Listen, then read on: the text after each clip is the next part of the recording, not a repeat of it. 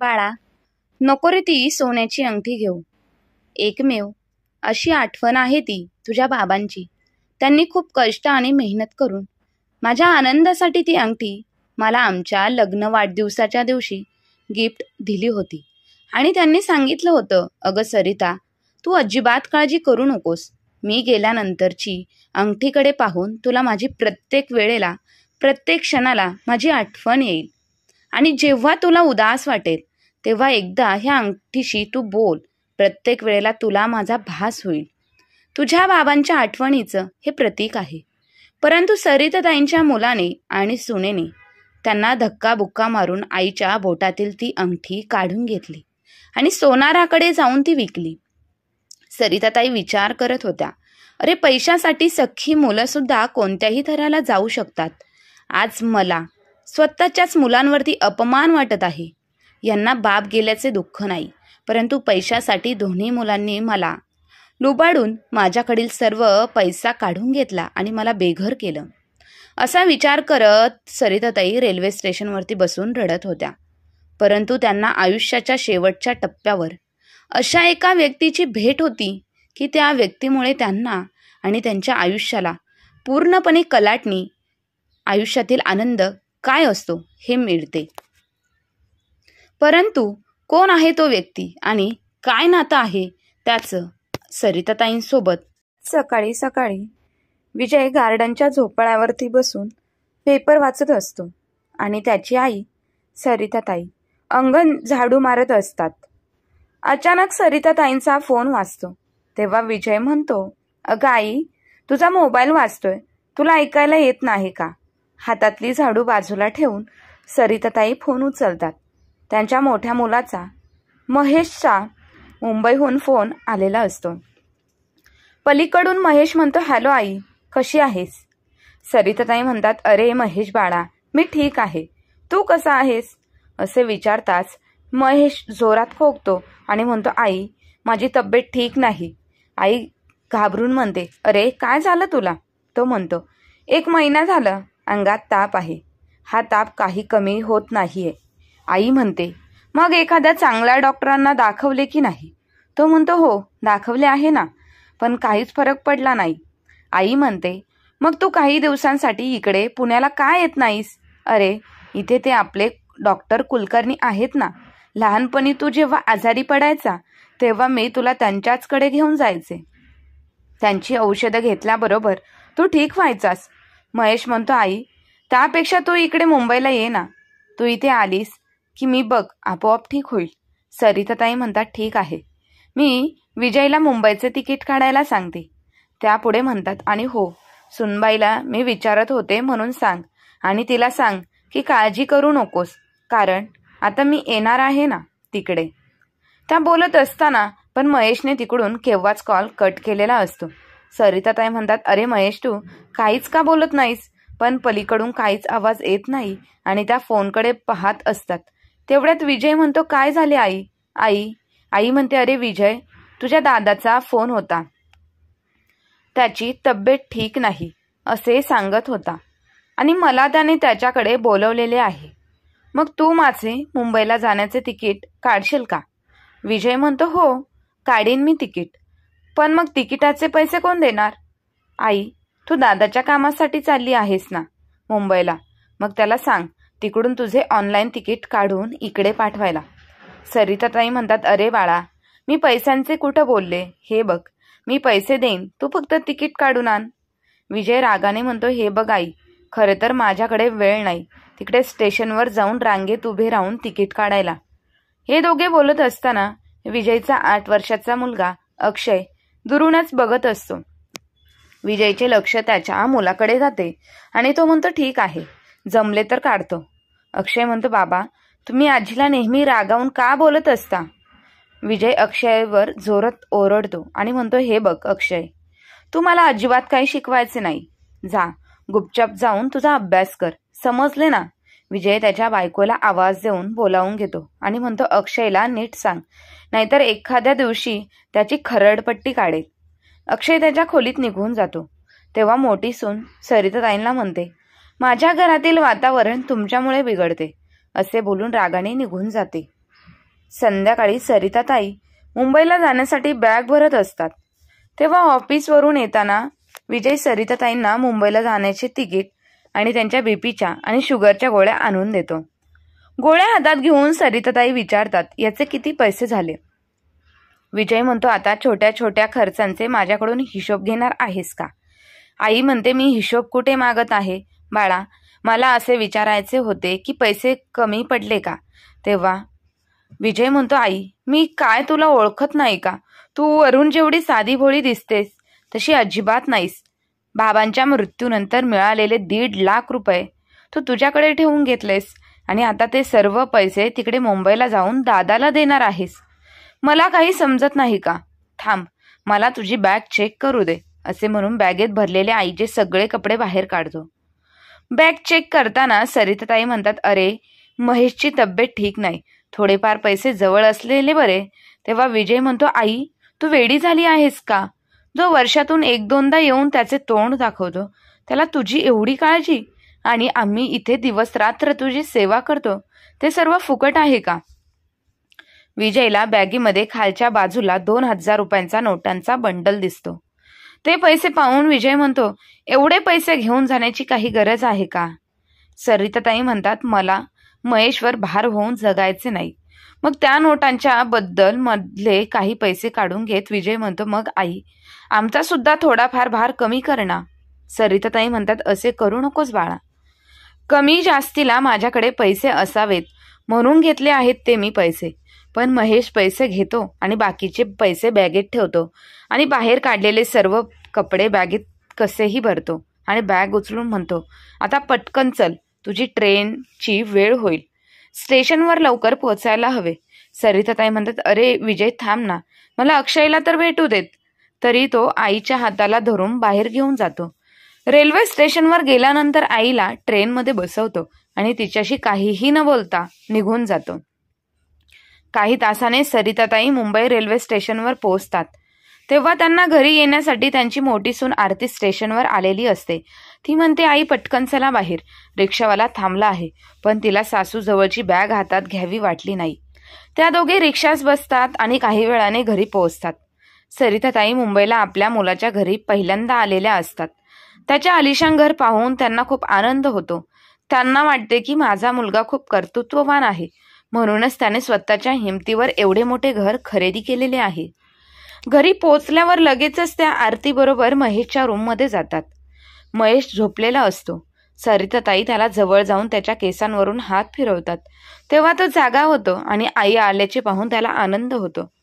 आई त्याच्या कपाळावरती आपले होठ टेकवत म्हणते, आता मी आली आहे ना बाळा, तू अजिबात काळजी करू नकोस, मी तुझी खूप काळजी घेईन.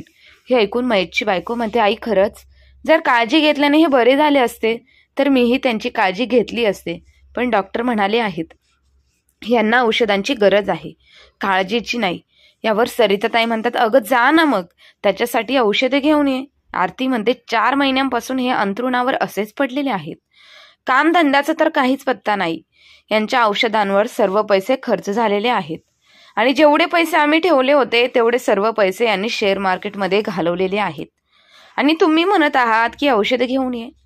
आपल्या मुलाकडे पाहून सरिताताई आरतीला म्हणाल्या, सुनबाई तू काळजी करू नकोस, सर्व काही ठीक होऊन जाईल. असे म्हणून त्या त्यांच्या बॅगेमधील पैसे काढण्यासाठी त्यांच्या समोर बॅग उघडतात. ते दोघेही नवरा बायको एकमेकांना डोळ्यांनी इशारा करतात. सरिताताई 3,000 रुपये काढून आरतीच्या हातात देतात आणि म्हणतात, हे घे पैसे आणि पटकन जाऊन औषधं घेऊन ये. ठीक आहे असे म्हणून आरती जाते आणि काही वेळातच औषध घेऊन परत येते. आल्याबरोबर सासूच्या हातात औषधे देते. म्हणते, ही घ्या औषधे आणि गोळ्या. सरिताताई म्हणतात, एवढी औषधे? आरती म्हणते, डॉक्टरांनी जेवढी औषधे लिहून दिली होती तेवढी सर्वच मी घेऊन आले आहे. महेश लगेच औषधं घेतो आणि झोपतो. आता सरिताताई घरी आल्यापासून त्या महेशची खूप काळजी घेत होत्या. त्याला स्वतःच्या हाताने भरवायचा. असेच दिवस सरत होते. सरिताताईंना महेशकडे येऊन 1 महिना झाला होता. एके दिवशी गच्चीवर आरतीला महेश बोलावून घेतो आणि म्हणतो, तुझ्या आईला येऊन महिना झाला आहे आणि जेव्हापासून तुझी आई आली आहे तेव्हापासून माझ्या मर्जीने झोपणे, उठणे, बसणे सर्व काही बंद झाले आहे. माझ्या आयुष्यामध्ये प्रायव्हसी अजिबात शिल्लक राहिली नाही. यावर महेश म्हणतो, अगं आई आपल्याकडे आहे म्हणून कमीत कमी आपल्या महिन्याचा खर्च तरी वाचतोय. आई आल्यापासून तिचे सर्व पैसे खर्च करत आहे. तुला तर ठाऊकच आहे, जेव्हापासून मी आजारी पडलो तेव्हापासून माझा बिझनेस बुडाला आहे. आरती म्हणते, महेश मग दारू पिणे का बंद करत नाही तू? तुझ्या दारू पिण्यामुळे सर्व प्रॉब्लेम होतो. महेश म्हणतो, अच्छा, तुला फक्त माझं दारू पिणे दिसते का? आणि तुझे हे नखरे तुला दिसत नाही का? प्रत्येक महिन्याला तुला नवीन साडी खरेदी करायचीच असते, ब्युटी पार्लरमध्ये पैसे खर्च करायचेच असतात, आणि माहीत नाही ही तुझ्या मेकअपच्या प्रोडक्ट्समध्ये तुझ्या आजपर्यंत किती पैसे खर्च केले आहेत. हे फालतू खर्च तुला दिसत नाही का? ती म्हणते, गप्प बस, माझ्या खर्चाबद्दल अजिबात बोलायचं नाहीस तू. तुझ्या कामधंद्यामध्ये लक्ष ठेव, त्यामुळे 4 पैसे घरात येतील आणि तुझ्या आईला इथून लवकरात लवकर तुझ्या भावाच्या घरी पाठव. नाहीतर मी तुला आता सांगून ठेवते, काही दिवसांनी आपल्या दोघांमध्ये मोठं भांडण होईल. असे बोलून ती निघून जाते. तेवढ्यात महेशला त्याच्या एका मित्राचा फोन येतो. तो म्हणतो, काय मित्रा, किती दिवस झाले भेटायला आला नाहीस? आज रात्री जाऊयात का मग आपण आपल्या नेहमीच्या ठिकाणी? महेशने खूप दिवसांपासून दारू पिलेली नसते, त्यामुळे तोही त्याला ठीक आहे असं भेटू बोलतो. पण त्याच्याकडे दारू पिण्यासाठी पैसे नसतात. तो गच्चीवरून खाली येतो तेव्हा त्याची आई किचनमध्ये भाजी निवडत बसलेली असते. तो आईकडे जातो आणि म्हणतो, आई, मी डॉक्टरांकडे गेलो होतो. त्यांनी सांगितले आहे की काही टेस्ट कराव्या लागतील, त्यामुळे मला पैसे हवे आहेत. आई विचारते, किती पैसे हवे आहेत? महेश म्हणतो, 5,000 रुपये हवे आहेत. आई त्याच्याकडे संशयी नजरेने पाहते आणि पैसे आणण्यासाठी तिच्या खोलीमध्ये जात असते. तेवढ्यात आरती तिथे येते आणि म्हणते, मला तर खूप टेन्शन आले आहे. घरातील राशन पाणी संपले आहे आणि आता आपल्याकडे काहीच पैसे नाहीत. आता आपण घर खर्च कसा भागवणार आहोत? महेश म्हणतो, आई, मग आणखी थोडे पैसे देशील का? आई काही बोलत नाही आणि तिच्या खोलीमध्ये जाते आणि पर्समधील पैसे मोजते, तर काहीच पैसे शिल्लक राहिलेले असतात. आईलाही आता मुंबईमध्ये राहायचे नसते, म्हणून तिकिटापुरते पैसे बाजूला काढून उरलेले सगळे पैसे त्या महेश आणि आरतीकडे देतात. दोघेही पैसे घेऊन बाहेर जातात. संध्याकाळी उशिरा घरी येताना दोघांनाही दुपारी जेवण केलेले नसते, म्हणून रात्रीचे जेवण करण्यासाठी सरिताताई त्यांच्या बेडरूममध्ये जातात.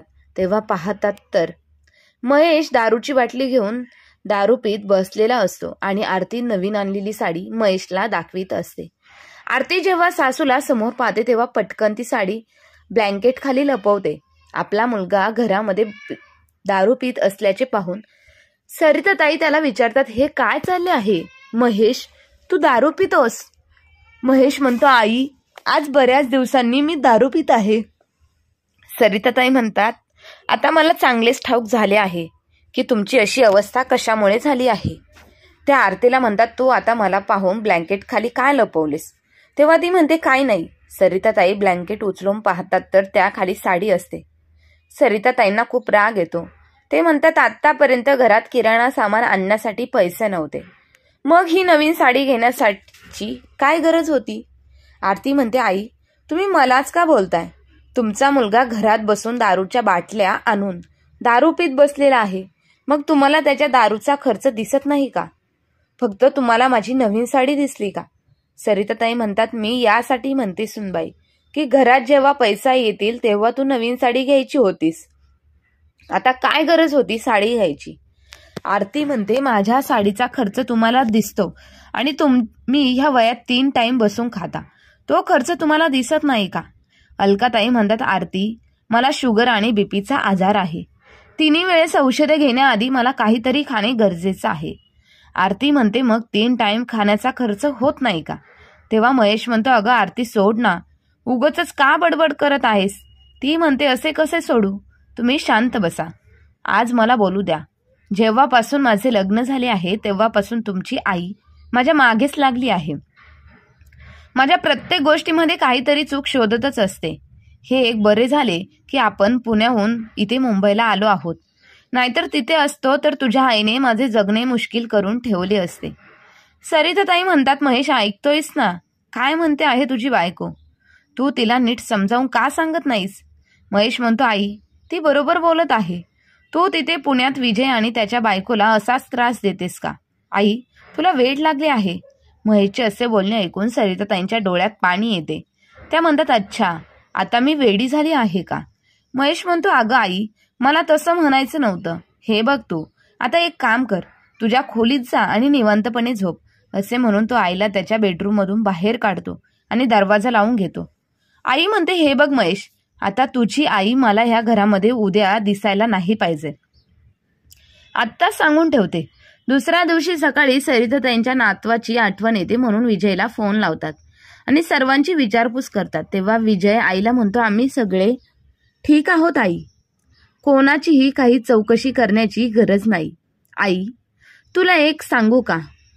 तुला बाबा गेल्यापासून वेड लागले आहे. ज्या मुलाकडे राहून त्याच्यावर एवढा खर्च केला आहेस ना, तर आता तू त्याच्याचकडे राहा. आमच्याकडे येण्याची काहीच गरज नाही. असे बोलून तो फोन कट करतो.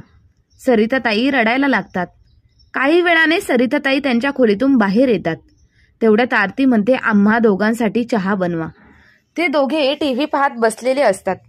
तेव्हा टीव्हीवर बातम्यांमध्ये रात्री 12 वाजल्यापासून कोरोनामुळे देशात संपूर्ण लॉकडाऊन होणार असल्याची बातमी आणि आजपासून कोणीही घराबाहेर पडायचे नाही ही बातमी ऐकल्याबरोबर त्या दोघांना टेन्शन येते. महेश म्हणतो, घ्या आता ट्रेन आणि बस सुद्धा बंद झाले आहेत. मग आई पुण्याला कशी जाणार?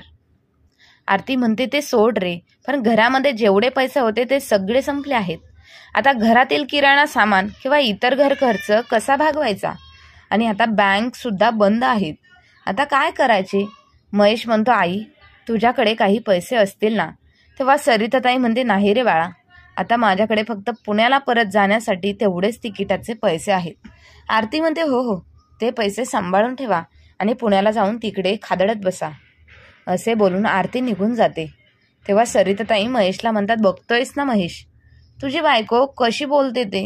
महेश म्हणतो, आई, ती काय चुकीचं बोलते? ती प्रॅक्टिकली तर बोलत आहे. आई, जर घरात पैसे नसतील तर तुला आम्ही कुठून खाऊ घालणार आहोत? सरिताताई महेशकडे चकित होऊन पाहत राहतात. त्या विचार करतात की ह्या कोरोनाच्या महामारीमुळे मी पुण्याला जाऊ शकत नाही. माझ्याकडचे पैसेही संपले आहेत आणि वरून हे दोघे मला अपमानास्पद बोलतात. हे देवा, आता मी काय करू? सरिताताई सुरुवातीपासूनच पुण्यात राहत होत्या. मुंबई त्यांच्यासाठी अनोळखी शहर होते. इथे त्या कोणालाही ओळखत नव्हत्या आणि इथे असे कोणतेही नव्हते ज्यांना त्या मदत मागू शकत होत्या. सुनेचे आणि मुलाचे बोलणे बेडरूम बाहेर ऐकायला येत होते. आरती म्हणत होती, आता मी पैसे कुठून घेऊन येऊ? महेश म्हणतो, काही पैसे तू ही जमा करून ठेवायला हवे होतेस ना. मी जेवढे पैसे तुला देत होतो ते तू सर्व उधळत होतीस. तेव्हा आरती म्हणते, मग तू काय ढिगभर कमवत होतास का? आणि एवढ्याशा पैशांमध्ये मी काय काय करणार होते? घर सांभाळू की बचत करू? मला जाब विचारण्यापेक्षा तुझ्या आईला जाऊन विचार. तिने आपल्यापासून पैसे लपवून ठेवले आहेत आणि तसेही तुझी आई मेल्यानंतर पैसे वर घेऊन जाणार आहे का? असे बोलल्यावर महेश रागाने आईकडे जातो आणि म्हणतो, आई, तुझ्याजवळ जेवढे काही पैसे होते ते कुठे आहेत? आई म्हणते, माझ्याकडे जेवढे पैसे होते तेवढे मी तुम्हा दोघांना दिले आहेत. तेवढ्यात आरती येते आणि म्हणते, अजून किती खोटं बोलणार आहेत आई तुम्ही? अरे महेश, तुझी आई तुला सावत्र मुलगा समजते, कारण तू जेव्हाही पैसे मागतोस तेव्हा तिच्याकडचे पैसे संपलेलेच असतात. सरिताताई म्हणतात, नाही महेश बाळा, असे काहीही नाही. आरती म्हणते, मग कसे आहे? मला सर्व ठाऊक आहे. बाबांचे सर्व पैसे जमा करून ठेवलेले आहेत, ते तुमच्या धाकट्या मुलाला देण्यासाठी. आणि बाबांची बाईक होती तीही तुम्ही तुमच्या पुतण्याच्या मुलाला दिली आहे. का केलं तुम्ही असं? सरिताताई म्हणतात, अरे महेश, तुझ्या बायकोला समजावून सांग, ती काहीही बडबड करत आहेस. आरती म्हणते, तू का मला समजवणार आहेस? मी तुम्हाला सांगते, जेव्हापासून तुम्हाला आमची गरज पडते तेव्हा तुम्हाला आमची आठवण येते.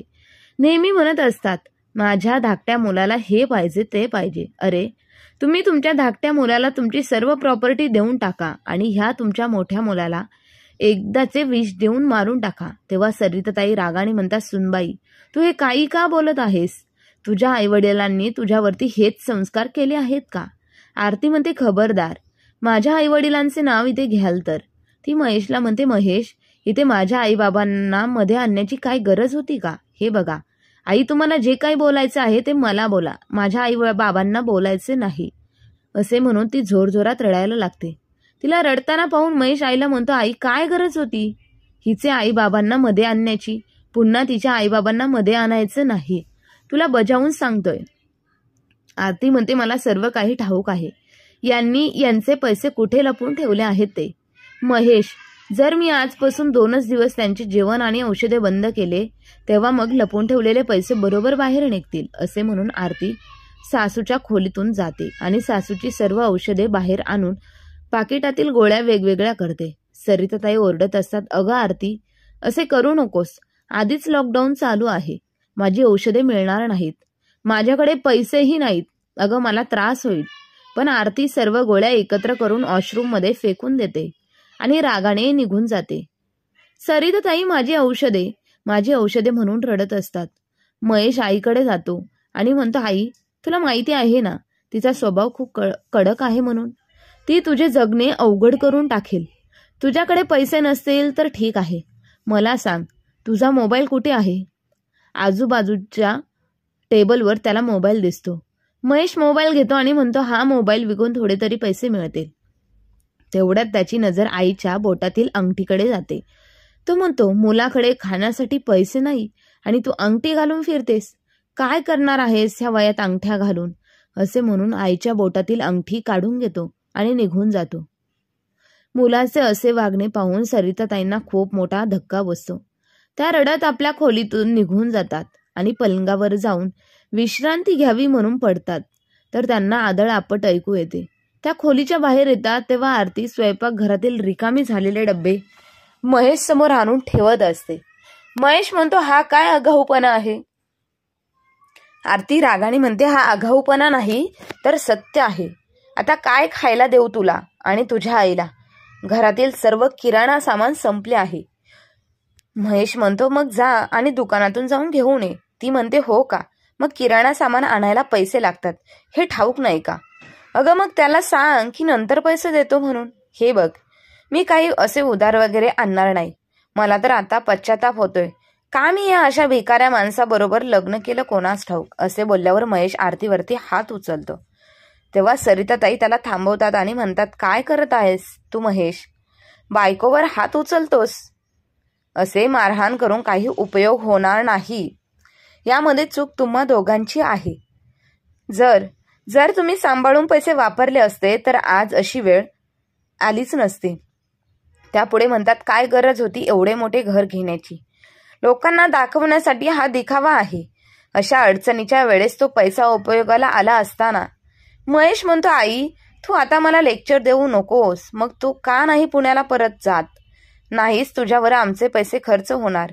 असे आता थकलोय तुझा हा चेहरा पाहून आणि रोजच्या तुझ्या कटकटीमुळे ह्या घरात आमचे राहणे मुश्किल केले आहेस तू. असे म्हणून ते दोघेही निघून जातात. आरती म्हणते, झाला का आत्मा शांत आमच्यात भांडण लावून?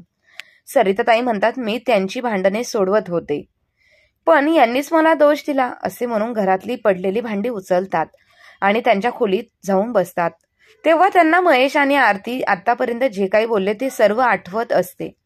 तेवढ्यात महेश आईच्या खोलीत येतो आणि म्हणतो, आई, लवकरात लवकर तयार हो, तुझी जाण्याची वेळ झाली आहे. सरिताताई घाबरून महेशकडे पाहतात. तेव्हा महेश आईला म्हणतो, माझ्याकडे पाहू नको, तुझी बॅग उचल आणि निघितून. पण आता स्तब्ध उभ्या असतात.